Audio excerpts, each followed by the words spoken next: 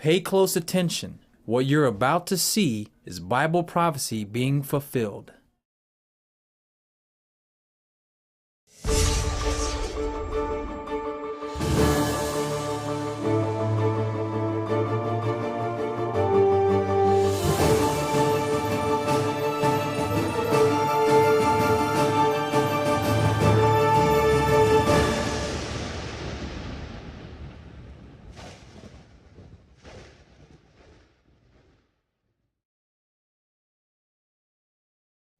Welcome to another edition of YPN News, bringing you the news that relates to Bible prophecy and foretold by Yeshua Hawkins. Well, in the news this week, more reaction and international outcry regarding U.S. President Donald Trump's decision to make Jerusalem the capital of Israel. We'll have those reports. Also, there is a new type of pirate in the neighborhood. We'll have that report. And the city of Mosul, which was recently what they call liberated, but we'll see at quite a cost to civilians. But first, when you see the word natural on a package, you would think a product is safe. Well, that's what Blaine Talbot's mom, Karina, thought when she gave her son Highland's teething tablets to soothe his aching gums. But a change for the worse came over her baby when he started to have seizures. Now, when the tablets ran out, the seizures stopped.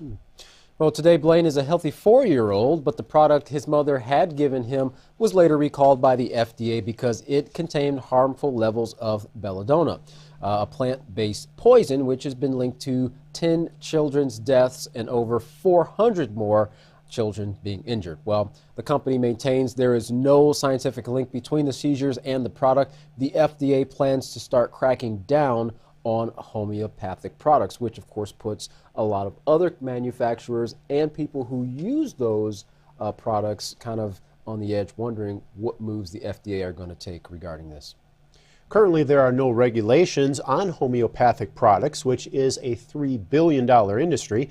The #1 targets for the FDA are what they consider high-risk products. Now, those are described as ones given by injection, used by children and the elderly. Also, products marketed for cancer, heart disease, opioid, and alcohol addictions will be under scrutiny. However, the Natural Products Association, or NPA, is fighting back. In a statement they explained, homeopathic products have been used safely since the 1700s, and we're sure the agency will factor that into any regulatory decisions. Well, the FDA is taking input on their new approach for 90 days. From young women in golf carts to UPS delivery men, the range of thieves stealing packages is broad. More and more porch pirates, as they are now called, are taking packages delivered to private homes. While many of the thieves think that they are going unnoticed, we live in a world of high-tech security and surveillance, which is catching the criminals on camera. That's right. One neighborhood social network called Nextdoor reported package theft complaints are up not 10, not 100, but 500% for 2017. And the median price of a stolen package, $250. But law enforcement is cracking down on the problem, having devoted some of their resources to porch pirating alone. So they're having to draw off of what they're doing to fight crime in other ways to deal with this one. Shows you how big of a problem it's really becoming if they got to take some of their force and just concentrate specifically on that issue. That's right.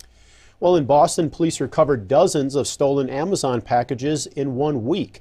In Ohio, one prosecutor took to Facebook posting this to any would-be porch pirates. He said, "We have placed bait packages throughout the city," indicating there would be a GPS tracker inside each package warning, if you steal, you will be arrested. Now, in Burbank, California, one arrest was made. While the victims of these thefts are angry at the violation of their personal property, there is little they can do but hope those responsible are caught and their packages returned. Consumer experts have suggested several steps to take to protect your deliveries. One, have all packages delivered to a secure location like a neighbor's home, local grocery store, or your office. Two, use smart electronics like doorbells with built-in cameras, require a signature for your delivery, or pick up the package yourself at your carrier's local office. Sad. Yeah. Well, from stealing packages to stealing hope, as tears roll down her face, a refugee mother of 8 tells of a new reality she is facing. She has been forced to take in her sister's 2 children. They are orphans from Cameroon. Their father was killed in the fighting there, and their mother died just a few days later of a heart attack. Now, while she struggled to take care of her own children, the additional children will make it even harder. Now, there are over 30,000 refugees in southern Nigeria now, which are being cared for by the Nigerian Refugee Agency, as well as a few other non-governmental organizations. Well, the refugees tell reporters they have little to eat and no proper shelter. After witnessing the violence in Cameroon, one young woman fled for her life and the safety of her unborn child. Even though she was 8 months pregnant, she walked for 3 days, finally reaching Nigeria. Her baby now faces an uncertain future. In one camp on the hills of Abudu, the majority of the 500 displaced are women and children. As they look down the mountains towards Cameroon, they know they have much to endure before they can even think about making the journey back home. And I can only imagine, Katan, what that's like. You know, you have your whole life completely turned upside down, having to flee from the fighting and so forth, and just not knowing, not having any certainty of the future. Yeah, and even with the hope of going back home, what are they going to go back to? Homes damaged, destroyed. Yep. Family members lost, husbands, sons killed. Yeah, so it kind of looks bleak from their point of view at this point in time right now. Either way it goes. Well, some are calling it answered prayers, but others are saying there is another human rights crisis taking place. Since Rodrigo Duerte was elected president of the Philippines, he has been living up to his campaign promise of fighting a violent war on the drug addicts and the drug dealers who supply them. In the video you're about to see, we must warn you, there is some graphic, violent content. Masked men, violent drug busts, and thousands murdered. Sounds like an episode from Narcos, right? But it isn't. This human rights crisis is happening in the Philippines. I will kill it. I will take the law into my own hands. It's been a bloody year and a half in the Philippines. The country took on a 5-month-long militant insurgency and is fighting a violent war on drugs. And this man is at the center of it all. There's a 3 million drug addict. I'd be happy to slaughter him. When Rodrigo Duterte ran for the presidency in 2016, he promised to eradicate the country's drug problem. And when he won in June 2016, his war began. My campaign against drug will not stop until the last pusher and the last drug lord are... The Philippines has been facing a massive drug epidemic, with millions of addicts, a growing methamphetamine crisis, and drug-related crimes wreaking havoc throughout the country. So when Duterte ran for office, his promise to fight drugs was welcomed by many Filipinos. I will not allow these idiots to run the show. Not during my watch. But the self-proclaimed killer strategy is brutal. He's threatened to kill everybody involved in drugs and has given police and civilians the green light to kill anyone they know is either a seller or user. As soon as Duterte came to power, hundreds of dead bodies, including children, started appearing on the streets, with signs beside them saying drug pusher, user, or rapist. Masked men and police are reportedly going around gunning down people who they suspect are involved in drugs. Some of the bodies show signs of torture and suffocation, and some witnesses say people were being slaughtered like animals. But many families say their relatives were murdered despite having no connection to drugs. Police reportedly execute suspects and plant drugs on them before taking their photographs. In total, almost 14,000 people have been killed since Duterte's anti-drug war kicked off. Roughly 4,000 of those were killed by police, and thousands of other murders remain unsolved. Makapatay lang tayo ng another 32 every day, then maybe we can reduce what ails this country. And even though execution for drug-related offences is a violation of international law, not a single police officer has been held to account for any of the crimes committed. Sounds horrible, right? But to many, the violent nature of Duterte's war on drugs didn't come as a surprise. Ngayon, kung ako ang idemanda ninyong patayan, idemanda ninyo ako para patayin ko rin kayo. During his time as mayor of Davao, Duterte sanctioned death squads and ordered executions and was subsequently dubbed the Punisher. So it was predictable to many how he would wage a war on drugs once president. Human rights groups question the effectiveness of Duterte's violent anti-drug campaign and are worried that it has turned the country into an even more dangerous place. But aside from human rights groups and the EU, Duterte has received little to no international condemnation against his wrongdoing. I really don't give. The 72-year-old does have one fan in the West. Rodrigo, I would like to commend you on your success. Duterte might be a self-proclaimed killer and human rights disaster, but he's just following through with what he said he would do if elected. Millions of people in the Philippines continue to support him and his anti-drug war, and regard him as a man of action who's more committed to the country than any past leader. Many reportedly even feel safer under his watch, and don't mind that he's using excessive force to cleanse the country of drugs. I do not have any master except the Filipino people. So, is Duterte's war on drugs saving the Philippines or only driving it towards more chaos? Katan, you'd have to wonder what really is the difference from those selling drugs that cause death or going out and killing those who sell the drugs or use drugs. To me, it just seems like either way, death is a result. It would seem that educating the citizens there would be a much better idea in stopping that problem than just going out and having so much murder and death. Right, the citizens and the leaders as well. Well, there is new information surfacing concerning the number of people killed during the coalition strikes in Mosul. We have Larry McGee following the story for us. Larry, what are the numbers looking like now on these civilian casualties? The estimates now being provided by AP and various NGOs suggest that the actual numbers may be 10 times as much as that previously reported. That's 10 times as many civilians as that initially stated by the U.S. and other agencies. The actual number being reported at present is 11,000 who lost their lives during the 9-month operation allegedly intended to bring liberty to the city of Mosul. The tragedy continues to worsen as the amount of dead continues to increase, even by collateral means such as undetonated bombs exploding as children play nearby. The new estimates are causing some to recall earlier reports concerning the air in the city of Mosul, which is said to be laden and heavy with the sickening stench of rotting corpses and decomposing bodies. The city, which once housed 2 million people, has now been almost completely leveled.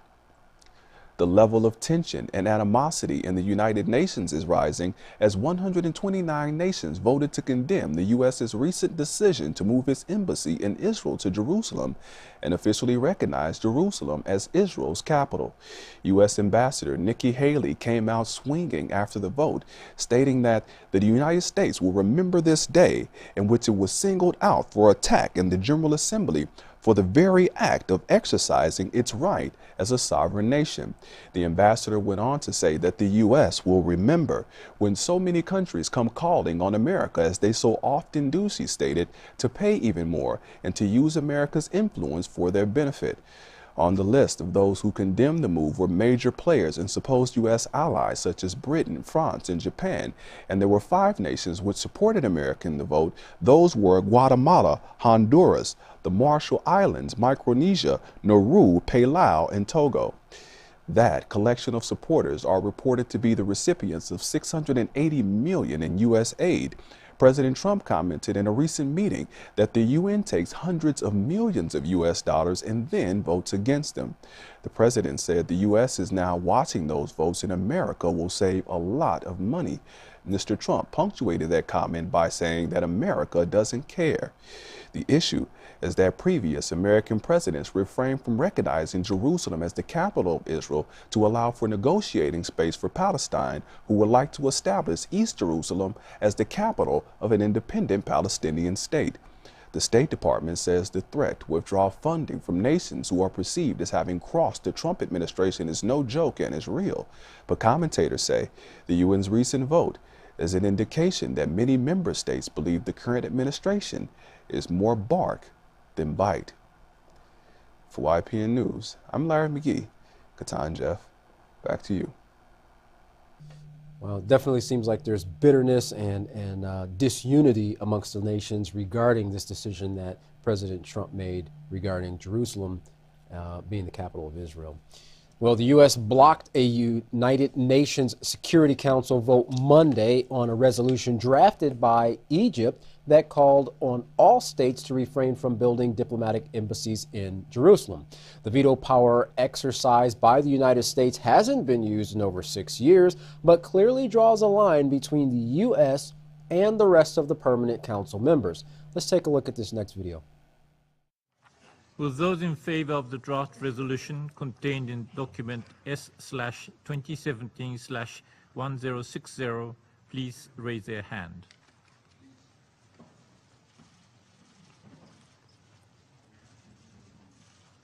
Thank you. Those against? Thank you. 14 votes in favor, 1 vote against. The draft resolution has not been adopted owing to the negative vote of a permanent member of the Council. The fact that this veto is being done in defense of American sovereignty and in defense of America's role in the Middle East peace process is not a source of embarrassment for us. It should be an embarrassment to the remainder of the Security Council. The United States will not be told by any country where we can put our embassy. Buried even deeper in the jargon of this resolution is the accusation that the United States is setting back the prospects of peace in the Middle East. That is a scandalous charge. What we witnessed here today in the Security Council is an insult. It won't be forgotten. It's one more example of the United Nations doing more harm than good in addressing the Israeli-Palestinian conflict. Today, for the simple act of deciding where to put our embassy, the United States was forced to defend its sovereignty. The record will reflect that we did so proudly.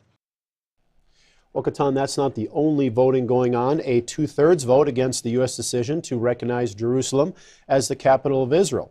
A Palestinian foreign minister said that Jerusalem would be the capital of a Palestinian state as he spoke to members of the UN.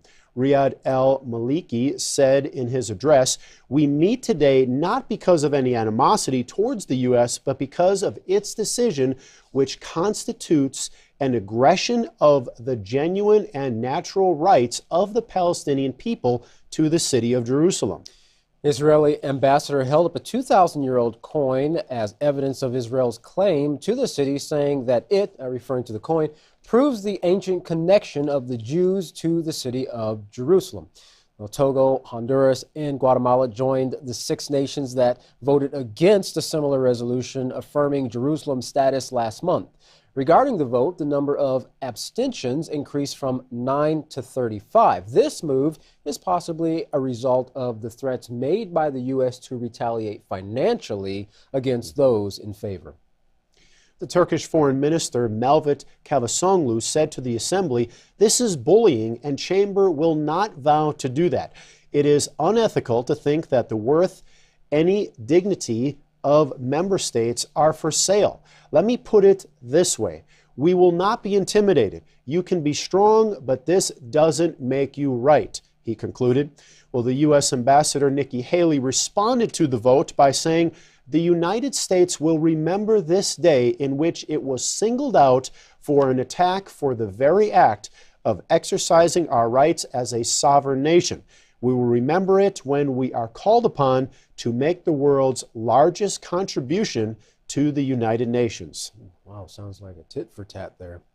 Well, Jeff, now there are questions about the future of U.S.-led negotiations, of course, particularly since the Palestinians said that they would not meet with U.S. representatives in the light of President Trump's decision.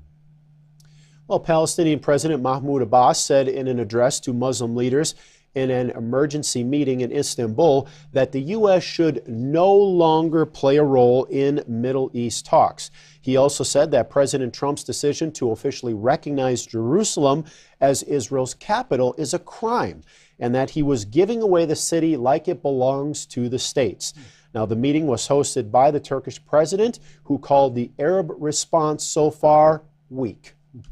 Israel captured Arab East Jerusalem in 1967 and later annexed it, an action not recognized by the international community.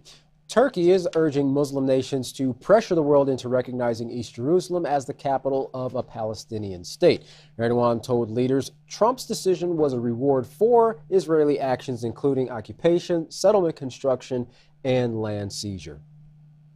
Erdogan also said that Palestine's incorporation process to international accords and institutions should be accelerated. As Islam countries, we must put forward a more strong command and a stronger will regarding full cooperation of the Palestinian state in the diplomatic area. Despite the bold talk, countries like Egypt and Saudi Arabia only sent ministers instead of their countries' heads. Now, Sunni Shia tensions still loom amongst Arab countries. The summit is issuing strong rejection over the U.S. decision, but little else on how to move the peace talks forward. King Abdullah of Jordan once again visited Pope Francis at the Vatican. The meeting had a motive that concerned both the Holy See and the Middle East, and of course that was the United States' unilateral decision to recognize Jerusalem as the capital of Israel. The meeting between the two was a relaxed one, with the Hashemite king inviting the Pope to Jordan once again. The two exchanged gifts, and throughout the meeting both agreed on preserving the Holy City's status quo as key elements for the region's peace and stability. Well, the nations are making tug-of-war moves, as you can see, and can't seem to agree on anything that's mutually beneficial for all. Well, until our leaders accept that their way isn't working and that there is another way, our world will continue to spiral downward until all-out war is realized by all. Yisrael Hawkins has the answers to these pressing issues as he presents not his opinion or empty promises, but real solutions and eternal promises, which he says is shown in your very own Bible. Well, to find out more, contact the House of Yahweh, and when you do, don't forget to request your free copies of the Prophetic Word magazine and the monthly newsletter. Here's how. To contact the House of Yahweh, you can write them at the House of Yahweh, P.O. Box 2498, Abilene, Texas 79604.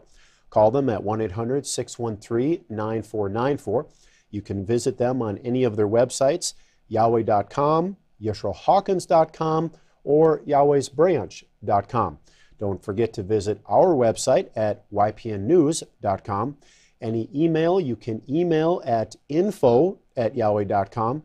Any international calls, please call the number on your screen. And once again, if you have not checked out the two latest and greatest Bible study tools on the market today, go to Yisrael Says and AskYisrael.com for more information on each one of these.